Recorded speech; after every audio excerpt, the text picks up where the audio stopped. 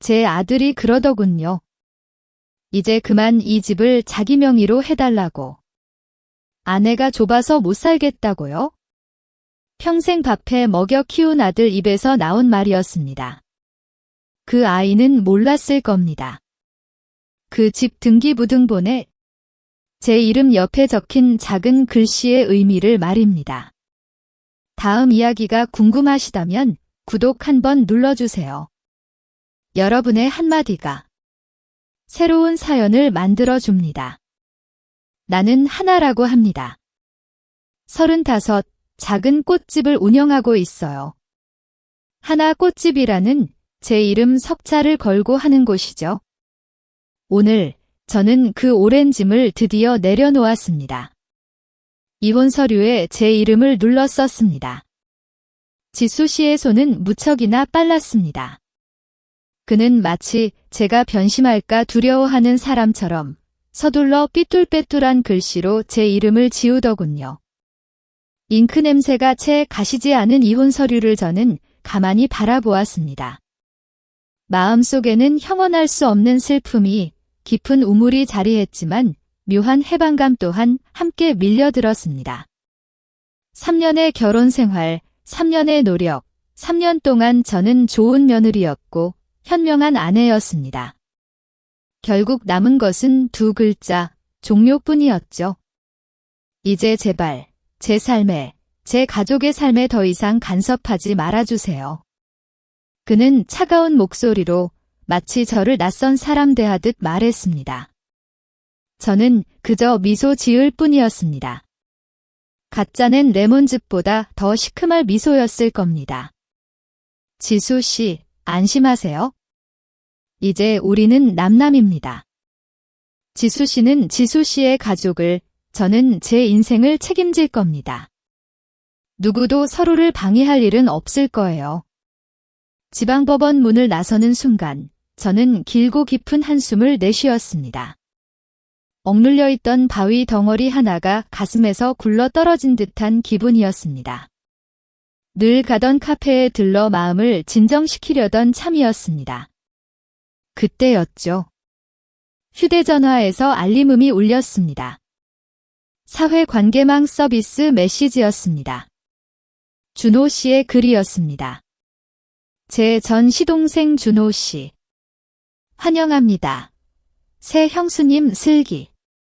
드림밸리 리조트에서 3일 휴양. 모든 비용은 하나 언니 카드로. 인생 역전. 미녀가 승리한다. 저는 그 글을 읽는 순간 온몸에 피가 거꾸로 솟는 듯 했습니다. 슬기. 그 이름은 지수 씨가 지난 1년 가까이 몰래 만나던 그 내연녀의 이름이었습니다. 드림밸리 리조트. 서울 외곽의 최고급 휴양지. 그곳을 통째로 빌렸다는 것은 적지 않은 돈이 들었을 겁니다.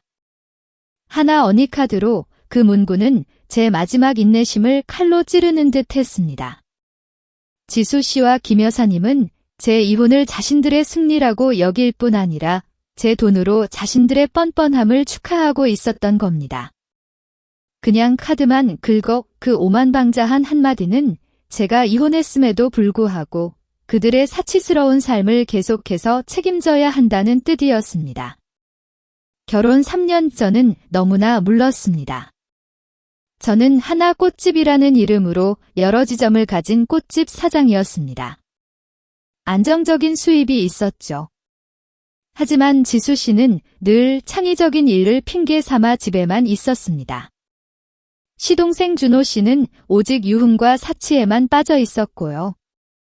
나이 많은 시어머니 김 여사님과 남편을 가엾게 여겨 저는 제 이름으로 된 은행 부가 카드 3장을 만들었습니다. 지수 씨와 김 여사님, 그리고 준호 씨에게 주었죠. 편하게 쓰라고요. 그게 며느리의 도리이자 아내의 의무라고 스스로를 다독였습니다. 하지만 그들은 그걸 당연하게 여겼습니다. 마르지 않는 샘물, 아니 끝없는 금광이라고 여겼던 겁니다. 시계를 보니 오후 3시가 조금 넘었습니다. 아까의 씁쓸한 미소는 흔적도 없이 사라지고 제 얼굴에는 차가운 표정만이 남아 있었습니다. 아니, 더 이상 그들에게 무시당할 수는 없었습니다. 저는 더 이상 김시댁 며느리가 아니었습니다. 계좌의 주인은 저였고 제 피땀 어린 돈에 대한 모든 결정권은 제게 있었습니다. 휴대전화에서 은행 앱을 열었습니다. 제 손가락은 빠르게 움직였습니다. 발행된 부가 카드 목록을 확인했습니다. 지수 씨, 김 여사님, 준호 씨의 카드. 마치 제 계좌에 들러붙은 기생충 같았습니다. 지수 씨의 카드는 사용 한도가 가장 높았고, 김 여사님은 주로 명품 쇼핑에, 준호 씨는 게임과 술집에서 사용했습니다. 심지어 지수 씨의 사촌 동생 3명에게까지 카드를 만들어 주었는데 젊은 애들이라 교재비가 필요하다는 이유였습니다. 잠시 눈을 감았습니다. 지수 씨가 이혼 서류에 서명하며 씩 웃던 얼굴이 떠올랐습니다. 그는 저를 잃어도 자신을 떠받들 다른 여자가 있다고 생각했을 겁니다. 그리고 더 중요한 건 11장의 부가 카드가 여전히 남아있다고 믿겠지요. 그는 아주 큰 착각을 하고 있었습니다. 저는 조작을 시작했습니다. 카드 해지, 카드 해지, 카드 해지, 망설임 없이, 아쉬움 없이 하나씩 해지 버튼을 눌렀습니다. 은행에서 즉시 확인 문자가 도착했습니다. 본 카드 소유주의 요청으로 부가 카드 번호 32 영구 정지되었습니다. 그 순간의 감정은 슬픔도 해방감도 아니었습니다. 마치 제 목을 옥죄던 질긴 끈들을 제 손으로 직접 끊어낸 듯한 짜릿함이었습니다. 3년간의 착취, 무시, 배신. 이제는 공정함을 되찾을 때였습니다.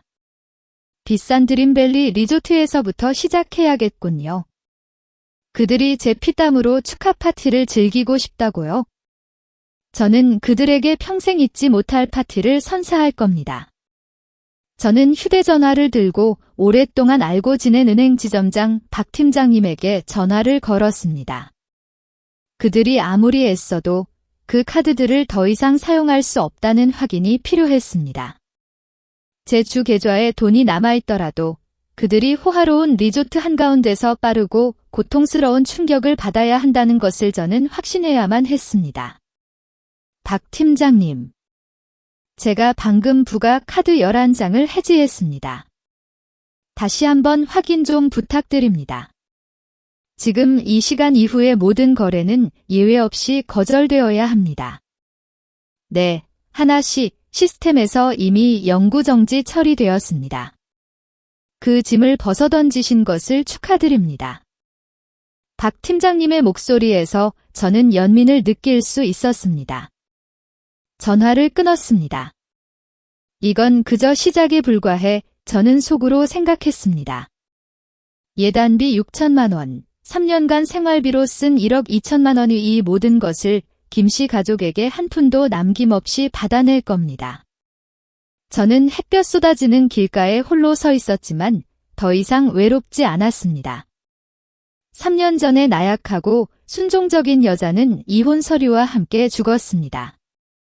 지금의 하나는 달라졌습니다. 더 강하고 더 단호하며 그 어떤 뻔뻔함에도 맞설 준비가 되어 있었습니다. 하늘을 올려다보았습니다. 먹구름이 빠르게 몰려오고 있었습니다. 곧 폭우가 쏟아질 기세였습니다. 이 비가 김씨 가족의 파티를 더욱 완벽하게 만들겠군. 저는 속으로 중얼거렸습니다. 지방법원을 떠났습니다. 뒤돌아보지 않았습니다. 지수 씨와 저는 이제 평행선 위에 있습니다. 우리를 연결하는 유일한 끈은 그와 그의 가족이 그토록 빨아먹으려 했던 그 은행 계좌뿐이었습니다. 하지만 이제 저는 그 마지막 끈마저 제 손으로 끊어낼 겁니다. 차 안에 앉아 은행 앱을 다시 열었습니다. 11장의 부가 카드, 각각은 시댁의 노골적인 착취를 증명하는 증거였습니다. 김 여사님은 카드로 명품 가방과 비싼 장신구를 쇼핑했습니다. 늘 살기 힘들다고 한탄하면서도 결코 평범한 옷이나 값싼 물건은 몸에 걸치지 않았습니다.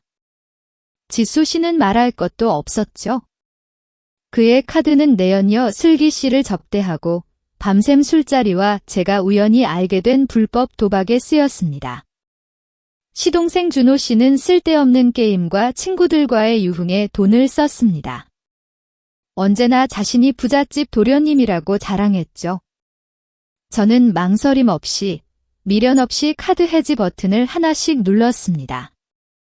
영구정지 매번 버튼을 누를 때마다 스스로를 해방시키는 듯한 기분이었습니다. 조작을 마치자마자 제 휴대전화가 미친 듯이 울렸습니다. 화면에는 지수라는 이름이 번쩍였습니다. 저는 그 이름을 한참 동안 바라보았습니다. 희열감이 밀려들었습니다. 분명 리조트 프런트에서 카드 결제가 거절되었다는 소식을 그에게 전했을 겁니다. 저는 받지 않기로 했습니다. 그들의 공황 상태가 절정에 달하기를 바랐습니다. 채 1분도 지나지 않아 휴대전화가 다시 울렸습니다. 이번에는 지수 씨의 문자 메시지였습니다. 하나. 너 지금 무슨 짓을 하는 거야? 카드 왜 막았어? 당장 풀어. 저는 미소 지었습니다. 짧게 답장을 보냈습니다. 이혼했어요. 제 돈을 왜 당신이 써야 하죠? 지수 씨는 계속해서 전화를 걸었습니다. 거의 협박 수준이었습니다. 저는 묵묵히 제 삶의 주인이 된 이 감각을 즐겼습니다. 결국 그는 김 여사님의 전화번호로 걸어왔습니다. 이번에는 받았습니다. 지수 씨의 목소리는 분노에 가득 차 포효했습니다.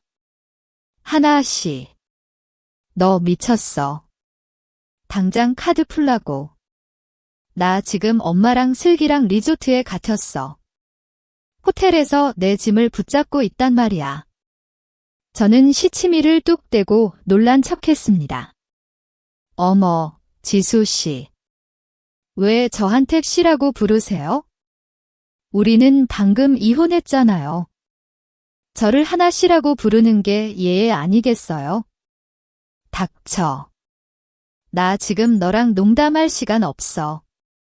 카드 당장 풀라고. 누가 내 카드 막으래. 저는 차 좌석에 등을 기댄 채 깊은 숨을 들이마셨습니다.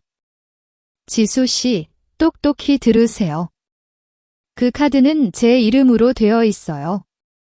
당신은 이미 저와 이혼했어요. 더 이상 제 남편이 아니죠. 당신과 당신 가족은 지난 3년간 제 돈 1억 2천만 원을 썼고 제 예단비 6천만 원을 가로챘어요. 총 1억 8천만 원입니다. 당신은 그 돈으로 슬기 씨랑 바람 피우고 이혼 축하 파티까지 했죠. 제가 바보인 줄 알았나요? 지수 씨의 목소리가 갑자기 낮아졌습니다. 그는 분명 자신을 억누르려 애쓰는 중이었습니다. 하나, 오해였어. 내 말 좀 들어봐. 카드 풀어줘. 내가 돌아가서 이야기할게. 화해하자. 미안해. 저는 비웃었습니다.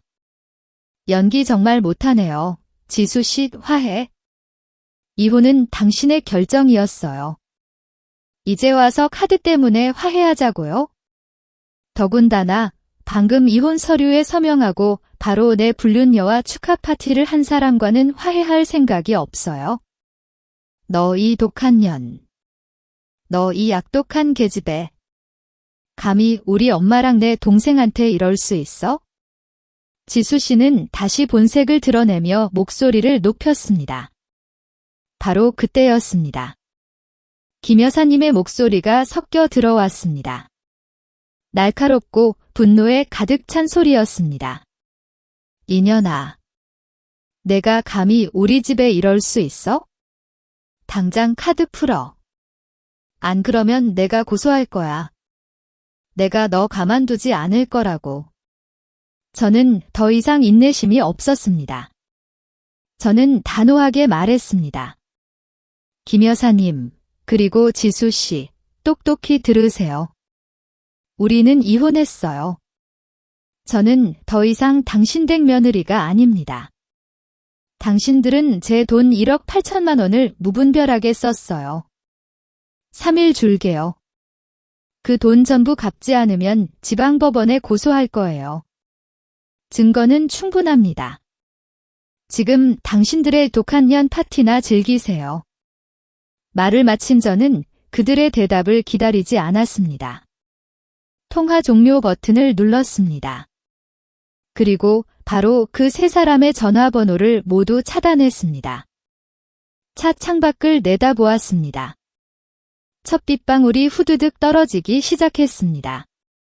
김 씨 가족, 지수 씨와 김 여사님, 그리고 내연녀 슬기 씨가 고급 리조트 로비에 서서 프런트 직원에게 붙잡히고 계산을 못해서 쫓겨나는 장면이 눈앞에 그려졌습니다.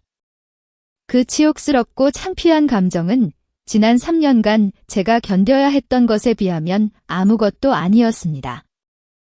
모든 축하 비용, 고급스러운 객실, 로맨틱한 저녁 식사, 내연녀에게 줄 선물까지 전부 취소되었을 겁니다. 곧 다가올 쌀쌀한 날씨 속에서 그들은 돈 한 푼 없이 짐을 들고 집으로 돌아갈 길을 찾아야 할 겁니다. 저는 시동을 걸고 집으로 향했습니다. 앞으로 김 씨 가족이 또 어떤 수작을 부릴지 대비해야 했습니다. 이제는 두렵지 않았습니다. 제게는 진실이 있었고 법이 있었으며 무엇보다 저만의 단호한 결심이 있었습니다. 저는 이혼의 치욕스러운 날을 그들의 탐욕에 대한 가장 강력한 반격으로 만들고 대가를 치르게 할 겁니다. 빗방울이 차창을 요란하게 두드렸습니다. 밖은 바람이 세차게 불고 기온은 빠르게 떨어지고 있었습니다. 휴대전화를 확인하니 모르는 번호로 온 부재중 전화와 욕설 문자가 10여 통 넘게 와 있었습니다. 아마 그들의 친구나 친척들이었겠죠? 저는 모두 무시했습니다. 그들의 혼란이야말로 제가 원하는 것이었습니다. 저는 하나라고 합니다. 35 작은 꽃집을 운영하고 있어요. 하나 꽃집이라는 제 이름 석자를 걸고 하는 곳이죠. 그곳은 제게 자부심이었고 독립의 상징이었습니다. 어린 시절 그리 넉넉지 않은 환경에서 자란 저는 제 손으로 일궈낸 이 꽃집이 세상 전부 같았습니다. 결혼 전부터 저는 안정적인 수입을 가지고 있었죠. 하지만 지수 씨와의 결혼 생활은 그런 제 삶을 송두리째 흔들어 놓았습니다. 그는 늘 창의적인 아이디어를 구상 중이라며 집에만 있었습니다. 곧 대박날 프로젝트라는 말만 되풀이할 뿐 단 한 푼도 벌어오지 않았습니다. 시동생 준호 씨는 오직 유흥과 사치에만 빠져 있었습니다. 매일 고급 술집을 드나들고 친구들에게 자신이 부잣집 도련님이라며 어깨를 으쓱거렸죠. 그 모든 유흥비는 결국 제 몫이었습니다. 나이 많은 시어머니 김 여사님과 남편을 가엾게 여긴 저는 제 이름으로 된 은행 부가 카드 3장을 만들었습니다. 지수 씨, 김 여사님, 그리고 준호 씨에게 주었죠. 편하게 쓰라고요. 심지어 지수 씨의 사촌 동생 3명에게까지 카드를 만들어 주었는데 젊은 애들이라 교재비가 필요하다는 이유를 그들이 들었습니다. 그렇게 총 11장의 부가 카드를 저는 그들에게 내어주었습니다. 이게 며느리의 도리이자 아내의 의무라고 저는 매일 밤 스스로를 다독였습니다. 그게 가정을 지키는 길이라고 믿었습니다. 김 여사님은 늘 살기 힘들다고 한탄했습니다. 우리 집안이 예전 같지 않다며 푸념을 늘어놓으셨죠. 하지만 그녀의 손에는 항상 번쩍이는 명품 가방이 들려 있었습니다. 어느 날 1천만 원짜리 명품 가방을 자랑하며 시장 세일품이라고 제게 웃어 보이던 모습이 떠오릅니다. 하지만 제 은행 명세서에는 고급 백화점 명품관에서 결제된 내역이 선명하게 찍혀 있었습니다. 또 한 번은 몸이 좋지 않아 검진을 받으러 간다고 하시더니 실제로는 고급 스파에서 200만 원 넘게 지출한 기록이 있었습니다. 어머니, 그게 건강검진이었나요? 저는 속으로 되뇌었습니다. 지수 씨는 더 했습니다. 밤늦게까지 이어지는 술자리와 몰래 하던 불법 도박에 제 돈을 탕진했습니다.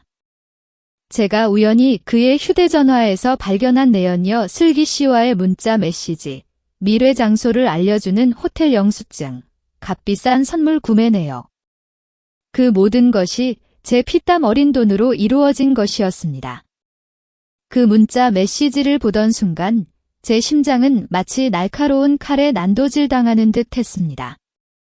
배신감과 모멸감은 형언할 수 없었습니다. 저는 그들의 눈에 제가 마르지 않는 샘물, 단이 끝없는 금광으로 보였을 겁니다.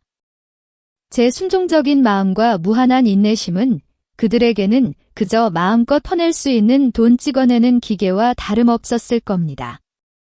매일 밤 저는 천장을 바라보며 말없이 눈물을 흘렸습니다. 소리 없는 눈물이 베개를 적시고 또 적셨습니다.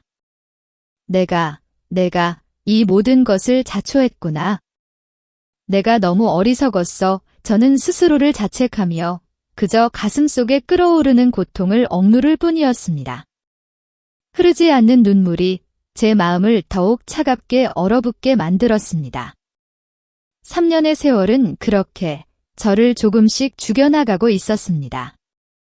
어둠이 내린 차 안, 저는 잠시 숨을 고른 후 다시 은행 앱을 열었습니다. 11장의 부가 카드, 각각은 시댁의 노골적인 착취를 증명하는 증거였습니다. 결혼 생활 3년 내내 저는 그저 묵묵히 돈을 벌어 그들의 편의를 도왔을 뿐이었죠. 저는 침착하게 11장의 부가 카드 은행 기록을 확인했습니다. 3년간의 지출 내역, 그 상세한 목록을 하나하나 훑어내려갔습니다. 1억 2천만 원의 그 어마어마한 숫자가 화면에 선명하게 떠올랐습니다. 그 숫자들 하나하나가 마치 제가 그들을 믿었기에 스스로에게 꽂은 칼날 같았습니다. 하지만 이제 그 숫자들은 제가 되갚아줄 탄환이 될 것입니다. 아버님과 어머님께서 주셨던 예단비 6천만 원도 떠올랐습니다. 김 여사님은 제게 투자하려고 맡아둔다고 했지만 실제로는 지수 씨의 도박 빚을 갚는 데 썼다는 것을 저는 알고 있었습니다. 어머님 계좌에서 김 여사님 계좌로 이체된 기록, 명확하게 재단비라고 기재된 그 증거를 저는 가지고 있었습니다. 오래전부터 알고 지내던 은행 지점장 박 팀장님께 전화를 걸었습니다. 제 3장의 주요 부가 카드가 영구 정지되었음을 다시 한번 확인하고 어떠한 거래도 불가능하도록 확실히 해달라고 요청했습니다. 박 팀장님은 제게 하나씩 축하해요. 짐을 덜어냈네요 라고 말했습니다. 그의 목소리에서는 진심 어린 걱정이 느껴졌습니다. 전화를 끊자마자 휴대전화가 미친 듯이 울려댔습니다. 지수 씨의 첫 전화였습니다. 그의 목소리는 분노로 가득 차 포효했습니다. 하나, 너 미쳤어. 당장 카드 풀라고. 나 지금 엄마랑 슬기랑 리조트에 갇혔단 말이야. 호텔에서 내 짐을 붙잡고 있단 말이야. 저는 차 좌석에 등을 기댄 채 깊은 숨을 들이마셨습니다. 제 목소리는 놀랍도록 차분하고 단호했습니다. 지수 씨, 똑똑히 들으세요. 그 카드는 제 이름으로 되어 있어요. 당신은 이미 저와 이혼했어요. 더 이상 제 남편이 아니죠. 당신과 당신 가족은 지난 3년간 제 돈 1억 2천만 원을 썼고 제 예단비 6천만 원을 가로챘어요. 총 1억 8천만 원입니다. 당신은 그 돈으로 슬기 씨랑 바람 피우고 이혼 축하 파티까지 했죠. 제가 바보인 줄 알았나요? 지수 씨의 목소리가 갑자기 낮아졌습니다. 그는 분명 자신을 억누르려 애쓰는 중이었습니다. 하나, 오해였어. 내 말 좀 들어봐. 카드 풀어줘. 내가 돌아가서 이야기할게. 우리 화해하자. 미안해. 저는 비웃었습니다.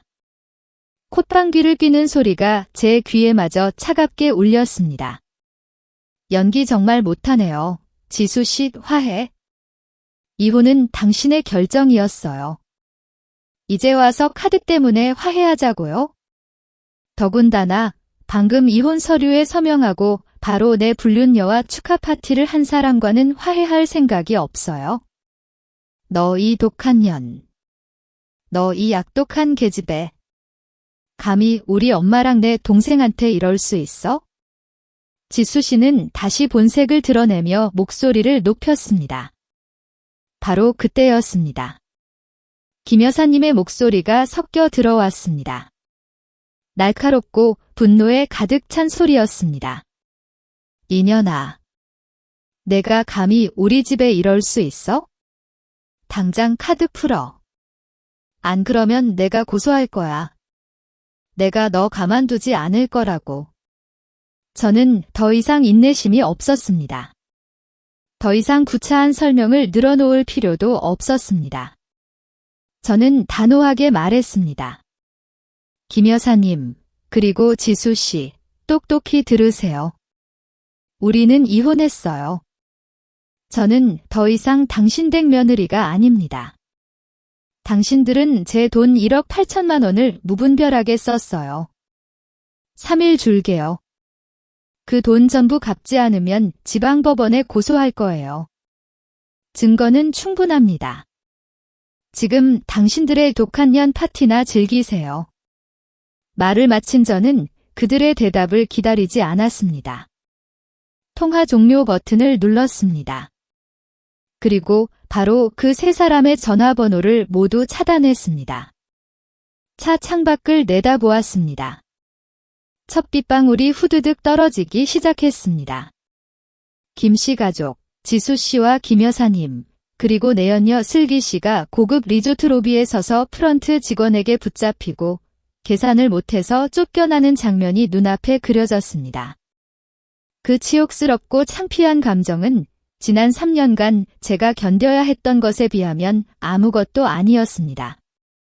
모든 축하 비용, 고급스러운 객실, 로맨틱한 저녁 식사, 내연녀에게 줄 선물까지 전부 취소되었을 겁니다. 곧 다가올 쌀쌀한 날씨 속에서 그들은 돈 한 푼 없이 짐을 들고 집으로 돌아갈 길을 찾아야 할 겁니다. 저는 시동을 걸고 집으로 향했습니다. 앞으로 김 씨 가족이 또 어떤 수작을 부릴지 대비해야 했습니다. 이제는 두렵지 않았습니다. 제게는 진실이 있었고 법이 있었으며 무엇보다 저만의 단호한 결심이 있었습니다. 저는 이혼의 치욕스러운 날을 그들의 탐욕에 대한 가장 강력한 반격으로 만들고 대가를 치르게 할 겁니다. 빗방울이 차창을 요란하게 두드렸습니다. 밖은 바람이 세차게 불고 기온은 빠르게 떨어지고 있었습니다. 휴대전화를 확인하니 모르는 번호로 온 부재중 전화와 욕설 문자가 10여 통 넘게 와 있었습니다. 아마 그들의 친구나 친척들이었겠죠? 저는 모두 무시했습니다. 그들의 혼란이야말로 제가 원하는 것이었습니다. 김 씨 가족은 제 최후 통첩을 쉽게 받아들이지 않을 것이라는 것을 저는 직감했습니다. 그들은 잃을 것이 많았고 저는 그들의 다음 수작이 어디를 향할지 짐작할 수 있었습니다. 바로 하나 꽃집, 그곳은 저의 모든 장부와 증빙 서류, 거래 명세서, 그리고 무엇보다 저의 개인 수입을 증명할 가장 중요한 재정 기록들이 보관된 곳이었으니까요. 그들은 제가 개인 재산을 증명하지 못하면 부가 카드 지출 1억 2천만 원이 공동 재산이라는 궤변을 늘어놓으려 할 터였습니다. 그래서 저는 이혼 서류에 서명하자마자 한보안 회사에 의뢰하여 집뿐만 아니라 하나 꽃집 본점에도 최첨단 감시 카메라 시스템을 설치했습니다. 특히 제 사무실 금고와 서류 캐비닛을 정면으로 향하는 초소형 카메라를 구석에 몰래 설치해 두었습니다. 저는 직감적으로 적들은 정면 공격보다는 저의 생명줄인 사업 기반을 파괴하려 들 것이라고 생각했습니다. 최후 통첩의 마지막 날인 셋째 날 밤, 저는 집에서 업무를 보고 있었습니다. 그때였습니다. 꽃집 보안 시스템에서 경고음이 울렸습니다. 숨겨진 카메라가 제 사무실에서 비정상적인 움직임을 감지했다는 알림이었습니다. 저는 즉시 휴대전화의 실시간 감시 앱을 열었습니다. 화면에 나타난 영상은 제 등골을 오싹하게 만들었습니다. 어둠 속에서 마스크를 쓰고 얼굴을 가린 그림자가 서류 캐비닛 앞에서 서성이고 있었습니다. 어색하고 서투른 움직임을 보자마자 저는 그가 제 전 시동생 준호 씨라는 것을 단번에 알아차렸습니다. 그는 딱딱한 물건으로 서류 캐비닛을 억지로 열려고 애쓰고 있었습니다. 자신의 모든 행동이 작은 카메라에 선명하게 기록되고 있다는 사실을 그는 전혀 알지 못했습니다. 저는 준호 씨의 목적이 회계장부와 사업 증빙 서류들을 훔치거나 파괴하려는 것임을 알고 있었습니다. 만약 제가 이 중요한 서류들을 잃으면 부가 카드 지출 1억 2천만 원이 제 개인 돈이었다는 것을 증명하기가 훨씬 어려워질 겁니다. 김 씨 가족은 절망에 빠졌고 이것이 그들이 판세를 뒤집기 위한 마지막 비열한 수단이었습니다. 저는 당장 경찰에 신고하지 않았습니다. 이것이 단순히 절도 행위가 아니라 조직적인 음모라는 것을 증명하기 위한 더 많은 증거가 필요했습니다. 저는 바로 이 변호사님께 전화를 걸었습니다. 제 목소리는 침착했지만 단호했습니다. 이 변호사님, 지금 당장 하나 꽃집으로 와주세요. 준호가 침입해서 증거를 훔치려고 하고 있어요. 제가 직접 촬영 중이에요. 이 변호사님은 즉시 상황의 심각성을 이해했습니다. 하나 씨, 걱정 마세요. 제가 즉시 사이버 범죄수사대와 관할 경찰서에 연락하겠습니다. 현장을 그대로 유지하시고 섣불리 움직이지 마세요. 전화를 끊고 저는 화면을 계속 주시했습니다. 준호 씨는 결국 캐비닛을 여는데 성공했습니다. 그는 서랍들을 마구 뒤지며 회계장부와 영수증을 찾으려 애썼습니다. 그 순간 준호 씨가 멈칫하더니 휴대전화를 꺼내 문자를 보내는 것을 보았습니다. 분명 지수 씨나 김 여사님에게 상황을 보고하는 것이었겠죠. 저는 휴대전화를 꽉 쥐었습니다. 마음속은 경멸감으로 가득 찼습니다. 그 새 모자는 저를 막다른 길로 몰아넣었고 이제는 형사범죄까지 저지르고 있었습니다. 저는 결코 용서하지 않을 겁니다. 시계를 보니 밤 11시였습니다.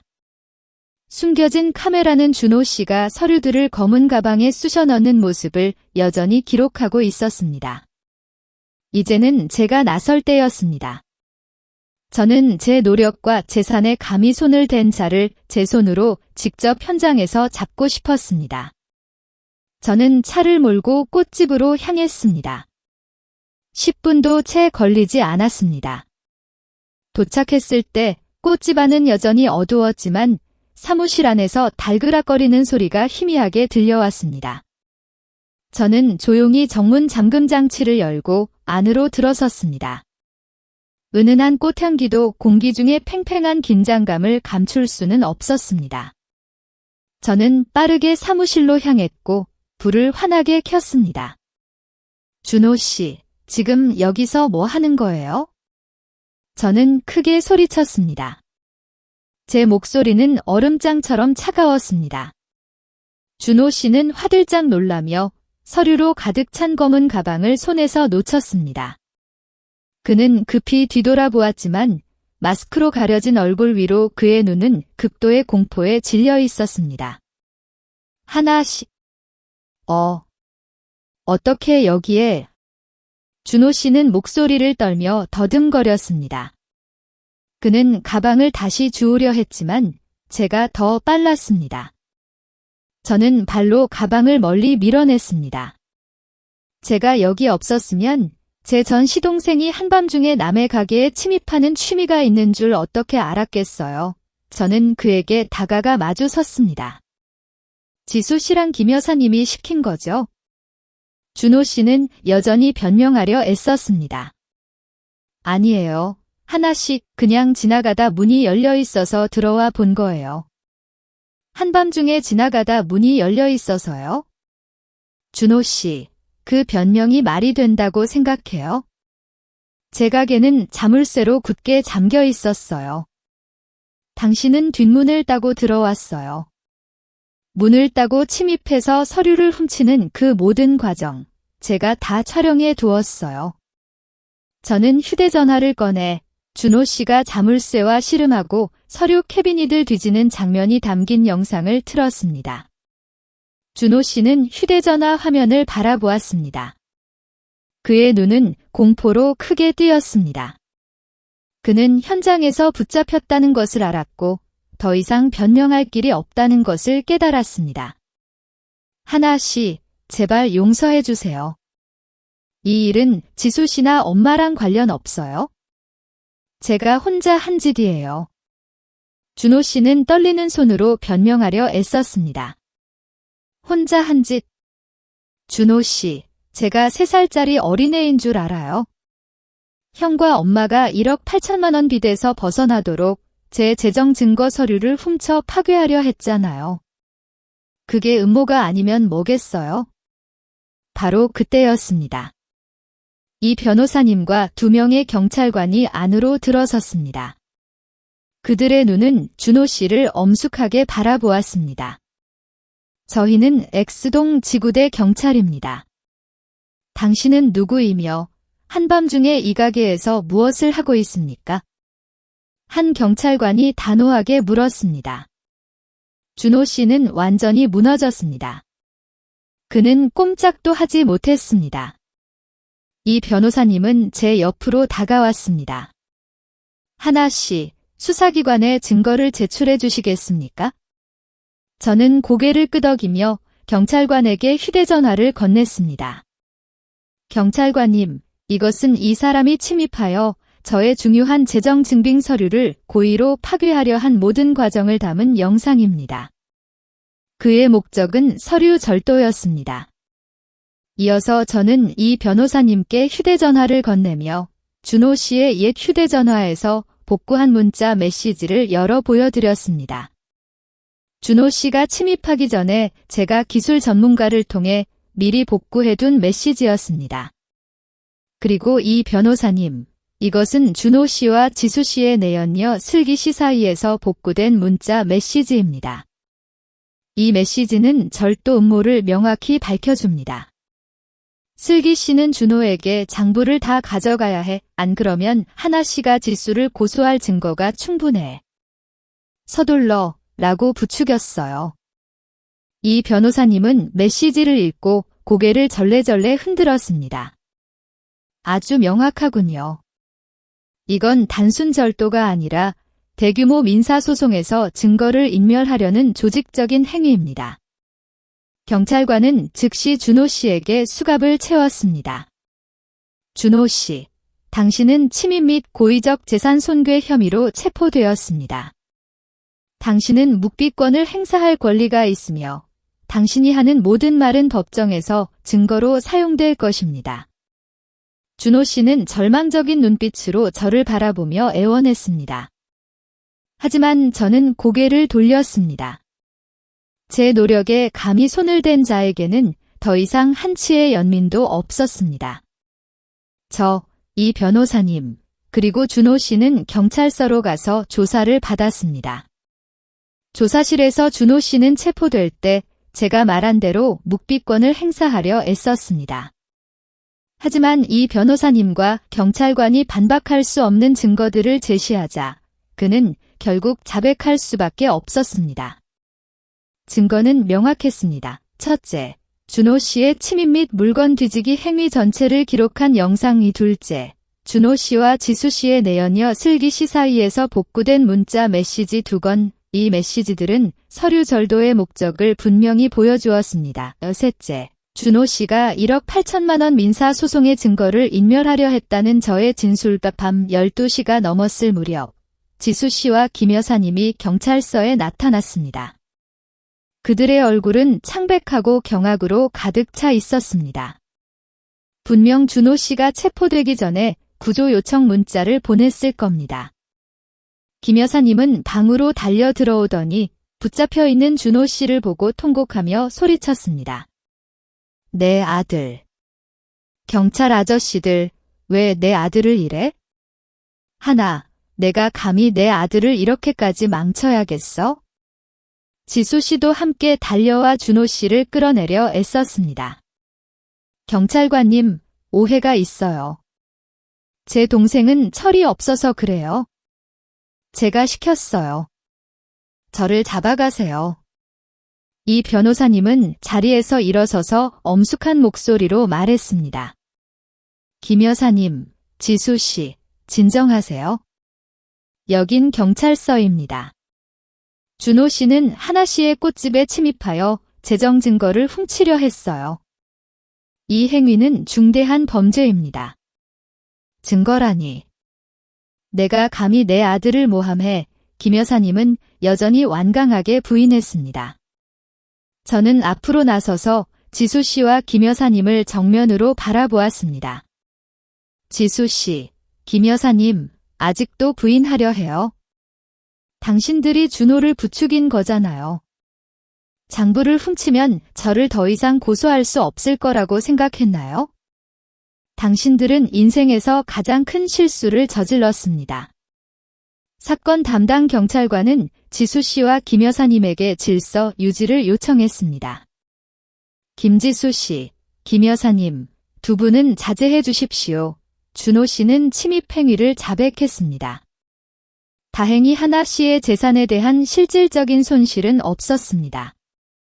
저희는 규정에 따라 처리할 것입니다. 경찰은 피해 정도, 침입 및 자물쇠 손괴 미수에 그쳤다는 점, 그리고 준호 씨의 첫 위반이라는 점을 고려한 끝에 준호 씨에게 소란 행위 및 고의적 재산 손괴 혐의로 행정처벌을 내리기로 결정했습니다. 그는 뒷문 자물쇠 손괴에 대한 배상 책임도 지게 되었습니다. 준호 씨는 공공질서 방해 행위에 대해 행정벌금 40만 원, 그리고 하나 씨에게 자물쇠 파손에 대한 손해배상금 60만 원을 지급해야 합니다. 총 100만 원입니다. 재범 시에는 형사 기소될 것입니다. 경찰관이 통보했습니다. 준호 씨가 풀려나자 김 여사님은 아들을 끌어안고 통곡했습니다. 김 여사님은 저를 향해 돌아서더니 눈빛에 증오심이 가득했습니다. 이년아, 이제 내 속이 후련하냐? 우리 집을 다 망쳐야 직성이 풀리겠어? 난 너 절대 용서 못해. 저는 아무런 감정 없이 답했습니다. 김 여사님, 이거는 당신들 탐욕에 대한 가장 작은 대가일 뿐이에요. 내 가게에 다시는 얼씬거리지 마세요. 벌금 40만 원과 변상금 60만 원, 총 100만 원은 당신들의 빚 1억 8천만 원에 합산할게요. 3일은 끝났어요. 내일 아침 지방법원에 고소장을 제출할 거예요. 말을 마친 저는 뒤돌아서 경찰서를 나섰습니다. 이 변호사님이 저를 따라왔습니다. 하나 씨, 이번 사건은 우리에게 큰 도움이 될 겁니다. 준호 씨의 행위는 그 가족이 증거를 인멸하려 했다는 명확한 증거가 됩니다. 이는 법정에서 우리의 주장을 더욱 강화할 겁니다. 저는 고개를 끄덕였습니다. 그들의 음모는 실패했을 뿐만 아니라 저에게 더 강력한 무기를 제공해준 셈이었습니다. 다음 날 아침, 저는 약속대로 행동했습니다. 1억 8천만 원 반환 및 정신적 피해 보상 청구 민사 소송장을 지방법원에 제출했습니다. 은행 계좌 내역, 예단비 증빙 서류, 녹음 파일, 그리고 준호 씨의 행정처분 기록까지 모든 증거를 첨부했습니다. 이 변호사님은 지수 씨 가족의 유일한 가치 있는 자산인 현재 살고 있는 집에 대해 긴급 가처분 신청을 교묘하게 포함시켰습니다. 법원을 나서자마자 이 변호사님으로부터 긴급한 소식이 전해졌습니다. 하나 씨, 정말 다행입니다. 예상대로 증거인멸에 실패하자 지수 씨와 김 여사님은 재산 빼돌리기를 시작했습니다. 무슨 짓을 했나요? 제 심장이 쿵 내려앉았습니다. 그들은 매수자를 찾았고 김 여사님 명의로 된 집의 소유권 이전을 서두르고 있습니다. 만약 그들이 집을 팔면 현금을 빼돌릴 것이고 하나 씨가 1억 8천만 원을 돌려받는 것은 거의 불가능해질 겁니다. 저는 온몸이 차가워지는 것을 느꼈습니다. 김 씨 가족은 정말 저를 막다른 길로 몰아넣고 있었습니다. 이 변호사님, 당장 조치해주세요. 그들이 재산을 빼돌리지 못하게 막아야 해요. 하나 씨, 걱정 마세요. 제가 이 시나리오에 대비해 준비해 두었습니다. 저희는 이미 긴급가처분 신청서를 제출했습니다. 담당 판사님과 관할구청에 즉시 연락했습니다. 채 2시간도 지나지 않아 법원에서 긴급 자산 동결 명령이 내려졌습니다. 김 여사님 명의의 주택, 그 주소는 소송이 해결될 때까지 어떠한 양도, 매매, 담보 설정도 금지되었습니다. 이 명령은 즉시 공증사무소와 관련 기관에 전달되었습니다. 그날 오후 지수 씨와 김 여사님은 법무사 사무소에서 집 매매 계약서에 서명하려 들뜬 표정으로 펜을 들고 있었습니다. 그때 법원 직원이 나타나 자산 동결 명령서를 전달했습니다. 김 여사님은 그 직후 제게 전화를 걸었습니다. 그녀의 목소리는 떨리고 분노에 가득 차 있었습니다. 이 독한 년. 내가 감히 내 집을 동결시켜? 내 집 못 팔면 내 돈 어떻게 받아내려고 그래? 저는 침착하게 답했습니다. 김 여사님, 저는 당신들과 지수 씨가 빚을 갚지 않으려고 재산을 빼돌리는 것을 용납할 수 없어요.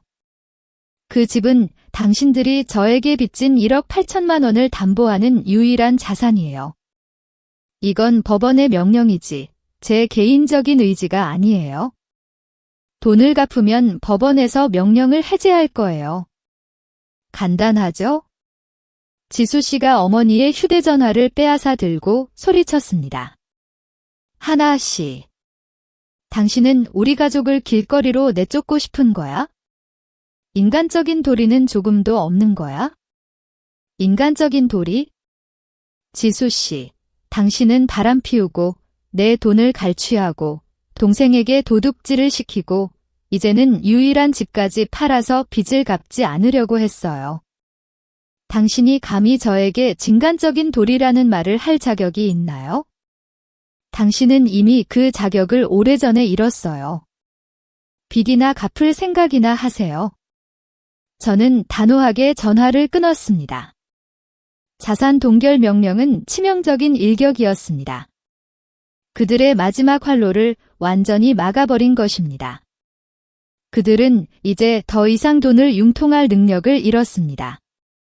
저는 그들의 마지막 길마저 끊어냈습니다.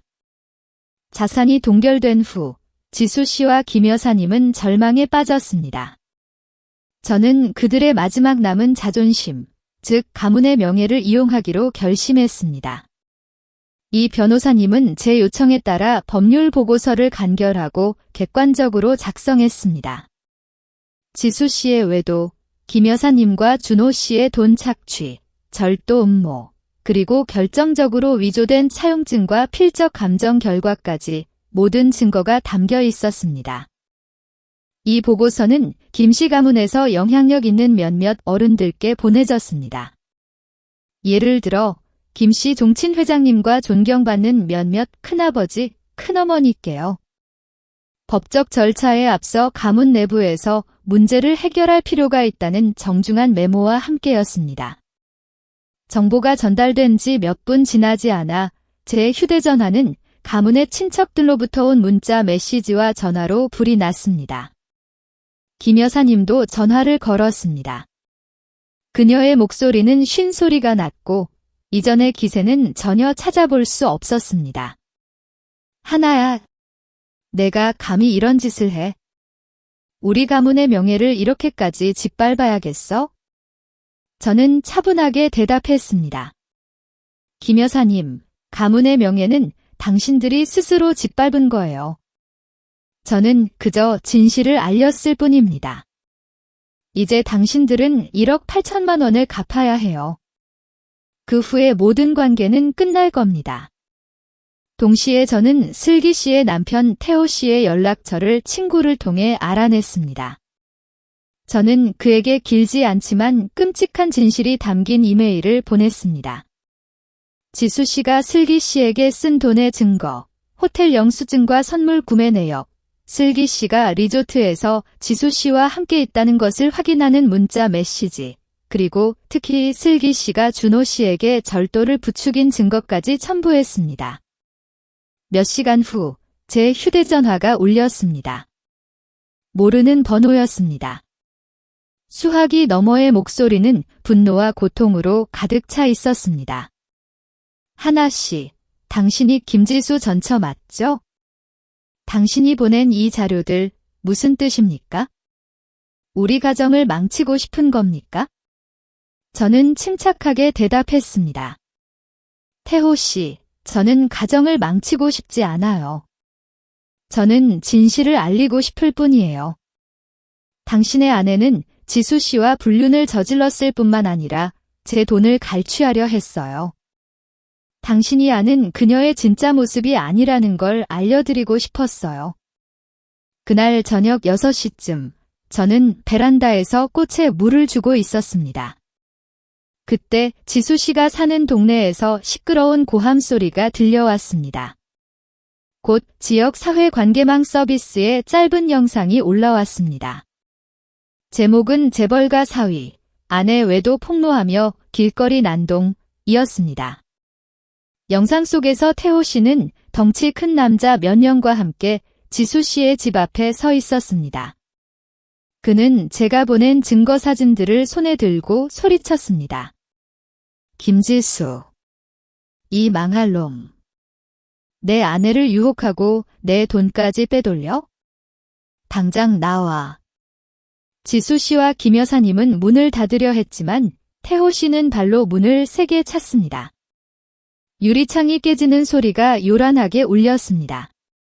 슬기, 이 더러운 년. 당장 나와. 내가 출장 간다고 했잖아. 엄마랑 여행 간다고 했잖아. 이게 내가 말한 여행이야? 슬기 씨가 나타났습니다. 그녀의 얼굴은 창백했고 리조트에서의 화려한 모습은 온데간데 없었습니다. 그녀는 겁에 질려 태호 씨를 집 안으로 끌어들이려 애썼습니다. 태호 씨, 제발. 오해가 있어요. 태호 씨는 슬기 씨의 손을 뿌리쳤습니다. 무슨 오해? 하나 씨 돈으로 다이아몬드 반지를 사서 내 아내에게 줬다는 게 오해라고? 너 내 명예를 더럽혔어. 혼란 속에서 극적인 상황이 벌어졌습니다. 슬기 씨가 지수 씨를 향해 돌아섰습니다. 그녀의 눈에는 더 이상 애정이 아닌 분노만이 가득했습니다. 지수 씨, 당신 나한테 하나 씨랑 이혼하고 나랑 결혼하겠다고 했잖아. 집까지 사주겠다고 했잖아. 이제 돈도 없고 집도 동결당했잖아. 당신이 날 망쳤어. 위자료 내놔. 안 그러면 나 하나 씨 증인으로 서서 당신이 돈 쓴 거 다 불어버릴 거야. 지수 씨는 완전히 무너졌습니다. 그는 태호 씨의 분노뿐만 아니라 슬기 씨의 배신까지 마주해야 했습니다. 그는 고통스러운 비명을 지르며 문지방에 주저앉았습니다. 슬기, 너, 내가 감히 날 배신해? 김 여사님은 아들의 비참한 실패를 보고는 그 자리에 쓰러졌습니다. 그녀는 통곡했지만 그것은 전 며느리에 대한 미안함 때문이 아니라 완전히 무너져 내린 자신의 가족 때문이었습니다. 저는 휴대전화를 껐습니다. 마음속에는 더 이상 통쾌함이 아닌 공정함을 되찾은 자의 차분한 만족감만이 남아 있었습니다. 태호 씨의 소동이 있은 지 일주일 후, 저는 법원으로부터 피고인 지수 씨와 김 여사님의 답변서를 받았습니다. 그들은 1억 8천만 원의 빚을 인정하지 않았을 뿐만 아니라 8천만 원짜리 위조 차용증을 첨부했습니다. 저는 헛웃음을 터뜨렸습니다. 즉시 이 변호사님께 연락하여 필적 감정을 요청했습니다. 이 변호사님은 단호하게 말했습니다. 하나 씨, 이건 그들의 극히 어리석은 수위입니다. 이 문서 위조 행위는 법정에서 무효화될 뿐만 아니라 그들을 문서 위조 및 무고죄로 형사처벌받게 할 수도 있어요. 약 2주 후 필적 감정 결과가 도착했습니다. 국립과학수사연구원은 8천만 원 차용증에 있는 제 서명이 위조되었으며 모방 및 복제에 의한 위조 흔적이 있다고 결론 내렸습니다. 저는 이 감정 결과를 포함한 모든 증거 자료를 김 씨 가문의 카카오톡 단체 대화방에 공개하기로 결정했습니다. 저는 김 씨 가문의 모든 친척, 고모, 삼촌들이 지수 씨와 김 여사님의 진짜 본성을 알기를 바랐습니다. 정보가 게시된 지 몇 분 지나지 않아 단체 대화방은 폭발했습니다. 비난과 규탄의 메시지가 쏟아졌습니다. 지수 씨의 친척들은 모두 세모자의 비도덕적인 행위에 경악했습니다. 법원, 자산 동결 명령, 그리고 특히 가문의 고립이라는 압박은 마침내 지수 씨와 김 여사님을 굴복시켰습니다. 다음 날 아침, 저는 지수 씨의 변호사로부터 전화를 받았습니다. 하나 씨, 저희 의뢰인 측에서 돈을 갚고 평화롭게 해결하기를 원합니다. 합의를 요청하고 싶습니다. 저는 단호하게 마지막 조건을 제시했습니다. 협상할 건 없어요.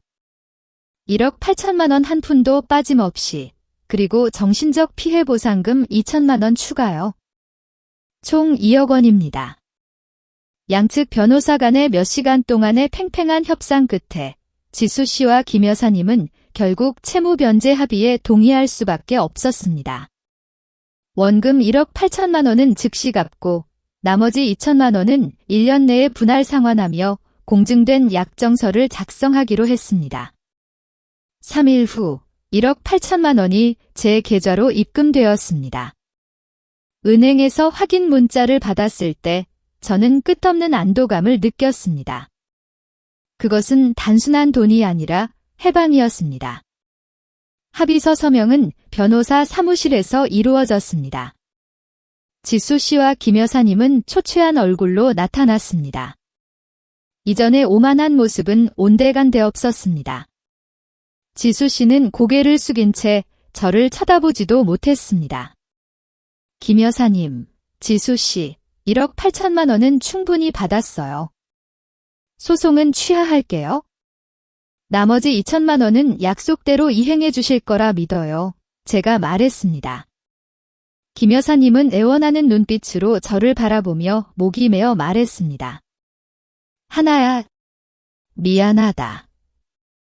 내가 한 일 아무에게도 말하지 말아다오. 김 여사님, 저는 당신의 사과가 필요 없어요. 저는 그저 진실이 밝혀지길 원했을 뿐이에요. 진실은 이미 드러났고 당신들의 탐욕과 간교함의 결과는 이미 당신들이 감당하고 있어요. 이제 우리는 아무런 관계도 없어요. 오늘이 우리가 마지막으로 만나는 날입니다. 저는 단호하게 말했습니다. 우리는 합의서에 서명했습니다. 저는 일어섰습니다. 악수도 인사도 하지 않았습니다. 저는 방을 나왔고 지수 씨와 김 여사님을 황폐함과 굴욕 속에 남겨두었습니다. 저는 김 씨 가족과의 모든 굴레를 완전히 끊어냈습니다. 제가 대부분의 돈을 돌려받은 지 1년이 지났습니다. 제 삶은 완전히 바뀌었습니다. 하나 꽃집은 크게 성장했습니다. 저는 2개의 새로운 지점을 열었고 전문 경영진을 고용하여 예전처럼 힘들게 일하지 않아도 되었습니다. 그리고 더 중요한 것은 저는 새로운 행복을 찾았다는 것입니다. 그는 재능 있고 온화하며 저를 진심으로 사랑해주는 건축가 기은 씨였습니다. 그는 제 일을 존중했고 제 가족을 존중했으며 무엇보다 저를 지수 씨처럼 경멸이나 계산적인 눈으로 보지 않고 존경의 눈으로 바라보았습니다. 저는 기은 씨와 함께 산책을 하고 카페와 결합된 새로운 꽃집 프로젝트를 위해 부지를 함께 둘러보며 평화롭고 행복한 나날을 보냈습니다. 저는 진정한 자유와 행복을 느꼈습니다. 저는 이혼이 실패이고 끝이라고 생각했었습니다. 하지만 이제는 그것이 시작이고 해방이라는 것을 압니다. 저는 저를 위해 화이트 와인 한 병을 땄습니다. 한 모금 마셨습니다. 와인의 쌉쌀한 맛이 입안에 퍼졌습니다. 마치 지나간 세월의 쓴맛 같았지만 그 뒤에는 더 밝은 미래를 약속하는 듯한 달콤한 여운이 남았습니다. 어느 날 기은 씨와 저는 새로운 꽃집 프로젝트를 위해 시내 최대 규모의 도매 시장에 갔습니다. 한낮에 눈부신 햇살 아래 한 여인이 시든 채소 더미 옆에 웅크리고 앉아 힘겹게 물건을 팔고 있었습니다. 그녀의 얼굴은 초췌했고 눈에 띄게 늙어 보였습니다. 낡은 옷차림에서는 예전 김 여사님의 화려함은 찾아볼 수 없었습니다. 김 여사님 옆에는 또 다른 익숙한 모습이 있었습니다. 지수 씨였습니다. 그는 짐을 나르는 일을 하고 있었고 땀에 흠뻑 젖어 있었습니다. 그의 얼굴은 먼지와 피로로 얼룩져 있었습니다. 한때 자신을 재벌이라고 칭하던 지수 씨는 이제 힘겨운 생계와 씨름하고 있었습니다. 기은 씨가 제 손을 잡았습니다. 하나야, 무슨 일 있어? 혹시 아는 분이야? 저는 고개를 살짝 저었습니다. 시선은 그들에게서 떼지 않았습니다. 우리는 김 여사님의 채소 좌판으로 다가갔습니다. 그녀는 고개를 들어 저를 보았고 마치 전기에 감전된 듯 놀랐습니다. 지수 씨도 돌아보았고 그의 얼굴은 수치심과 경악으로 즉시 창백해졌습니다. 하나 씨, 김 여사님은 더듬거렸습니다. 그녀의 목소리에는 더 이상 오만함이 없었습니다. 저는 부드럽게 미소 지었습니다. 악에 없는 미소였지만 자신감과 차이가 느껴지는 미소였습니다. 김 여사님, 지수 씨, 오랜만이에요. 요즘 어떻게 지내세요? 지수 씨는 고개를 숙인 채 대답하지 못했습니다. 김 여사님은 시든 채소 더미를 감추려 애썼습니다. 하나 씨, 잘 지내지? 네, 아주 잘 지내고 있어요. 아주 행복해요. 저는 기은 씨의 손을 살짝 쥐며 말했습니다. 그리고 지금 기은 씨와 저는 이 근처에 넷째 꽃집을 열려고 알아보고 있어요. 저는 지수 씨를 똑바로 쳐다보며 진지하게 말했습니다. 지수 씨, 김 여사님, 제가 여기 온 건 자랑하려고 온 게 아니에요. 마지막 남은 빚 2천만 원을 상기시켜 주려고 온 거예요. 이달 말까지가 최종 마감일이에요. 늦지 않게 준비해서 갚아주세요. 안 그러면 법적인 절차를 다시 밟아야 할 겁니다. 지수 씨는 고개를 들었습니다. 그의 눈에는 후회와 굴욕이 가득했습니다. 하나 씨, 죄송합니다. 모두 제 잘못입니다. 꼭 다 갚을게요. 저는 지수 씨와 김 여사님을 바라보았습니다. 더 이상 분노는 없었습니다. 연민만이 남아 있었습니다. 저에게 사과할 필요 없어요. 당신들 자신에게 사과하세요. 탐욕과 이기심 때문에 이렇게 된 거잖아요. 지금 당신들의 고통은 제가 만든 게 아니에요. 당신들이 뿌린 씨앗의 결과입니다. 정직하게 열심히 사세요. 그래야만 빚도 갚고 다시 삶을 찾을 수 있을 겁니다. 저는 기은 씨와 함께 돌아섰습니다. 저는 악인이 아니지만 성인도 아닙니다. 저는 제게 속한 모든 것을 되찾았고 저는 이겼습니다. 기은 씨와 저는 시장을 떠났습니다. 저는 깊은 숨을 들이마셨습니다. 신선한 꽃향기, 새로운 흙냄새, 성공과 행복의 냄새가 저를 기다리고 있었습니다. 저는 악인이 아니지만 성인도 아닙니다.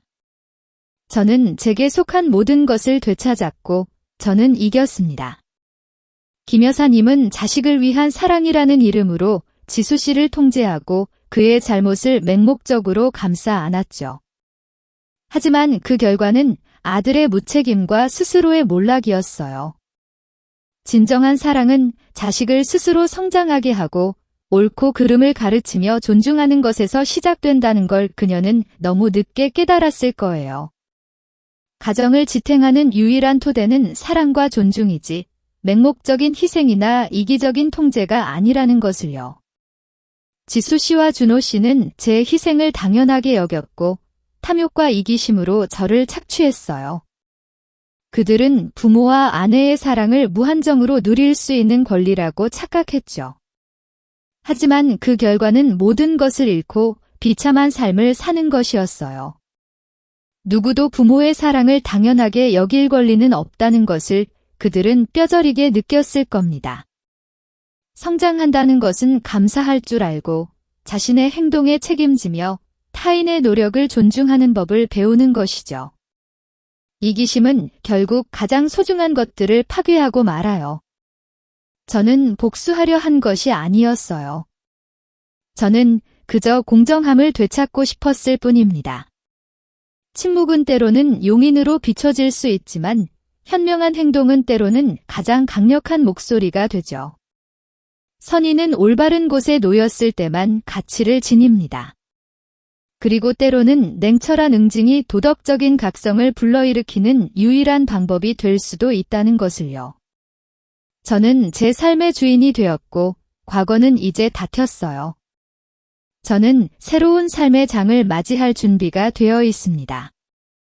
기은 씨와 저는 서로를 바라보며 평화롭게 미소 지었습니다. 차는 움직이기 시작했고 고통스러운 기억들을 뒤로하고 밝은 미래를 향해 나아갔습니다. 하나 씨의 이야기는 여기서 끝이 납니다. 여러분은 하나 씨의 결정에 대해 어떻게 생각하시나요? 여러분이 그녀였다면 다르게 행동하셨을까요? 여러분의 생각을 댓글로 공유해 주세요. 저는 모든 댓글을 하나하나 소중히 읽고 있습니다. 이 이야기가 여러분의 마음에 작은 울림을 주었거나 무언가 생각하게 만들었다면 좋아요를 누르는 것을 잊지 마세요. 이 감동을 함께 나누고 싶은 분께 공유해 주시고 가족의 민낯 채널을 구독하시어 다음 이야기도 놓치지 마세요. 다음 이야기에서 다시 뵙겠습니다. 그리고 어쩌면 다음번에는 바로 당신의 이야기가 될지도 모르니까요.